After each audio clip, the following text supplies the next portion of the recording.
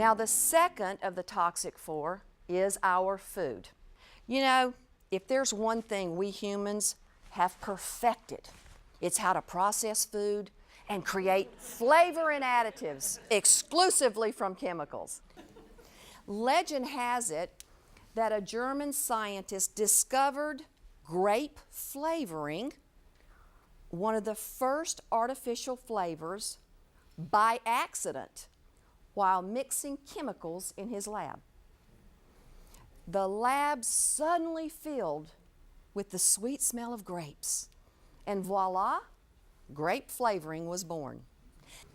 More than 3,000 man-made chemicals get added to food products in the U.S.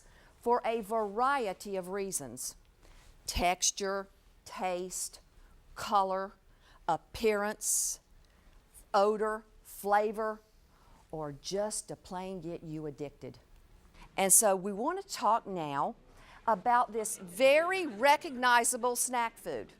Back in the 1930s, when this popular sponge cake was first made, it contained these simple ingredients: flour, eggs, milk, and banana cream. There was a problem, however. The shelf life of this cake was only a few days because it had no preservatives in it. Most of us call that fresh. Some companies call it a problem.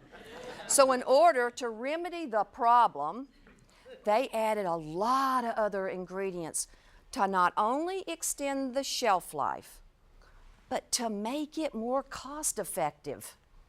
So today, this snack cake contains this list of 39 ingredients, along with the expected ingredients like wheat flour, lots of sugar and corn syrup, comes something called polysorbate 60. That's an emulsifier used to cut down on the cost of using real eggs and cream. Now, polysorbate 60 is also used in our cosmetics. And as a matter of fact, for a long time, it was the active ingredient in hair regrowth formulas. You know, I've never considered growing hair on the inside of my body, or eating it on a snack cake for that matter. This snack cake, if you want to call it that, contains red dye number 40. And like many synthetic dyes, it is linked to adverse reactions like allergies and asthma and migraines, but especially hyperactivity in our children. You know, red dye number 40 is banned in Denmark, Belgium, France, Germany, Switzerland, Sweden, Austria, and Norway. Why not the US of A? You may be looking at this beautiful display of fruits and vegetables thinking, now she's going to tell me to eat more fruits and vegetables. No. I would not suggest that you eat anything that's in this basket. Why? Because of one word called pesticides. Pesticides have long been used in commercial agriculture, but unfortunately, residues of those pesticides remain on the crop and end up in our bodies. I bought this lettuce at my local grocery store.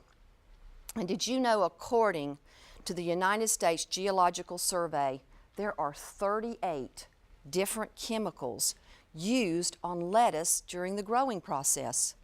And this cucumber, 41 different chemicals used on a cucumber. And this tomato, 51 different chemicals used on the tomato during the growing process. And so, look at this nice salad. It looks pretty, but there could be residue from 69 different chemicals on this small salad. I don't know about you, but I usually put a lot more things on my salad than lettuce, tomato, and cucumber. But let me ask you, looking at these people, who would you think has the greatest chance of developing cancer? The nuclear physicist who works with radioactive material? the biochemist who works with chemicals, or this vegetable farmer? Well, you guessed it, it's the vegetable farmer. The National Cancer Institute has repeatedly found that farmers have a higher than average risk for cancer of the blood, the brain, and the stomach. But it's not just our produce that's affecting our health, it's our meats as well. One of the most dangerous toxins to human health is a class of chemicals called dioxins. And they're found in pesticides and herbicides, air emissions, plastics, glues, and even cigarette smoke. Dioxins accumulate in any type of fatty tissue, including our fat cells, our central nervous system, our bone marrow, and our brain. What has this got to do with our food? Well, because they travel up the food chain. Over 95% of our exposure to dioxins occur from the dietary intake of animal fats and dairy. You see, the animals eat the grain that's been sprayed with the dioxin, and then we eat the animal. You know, I guess that is a good case in point for the vegetarian.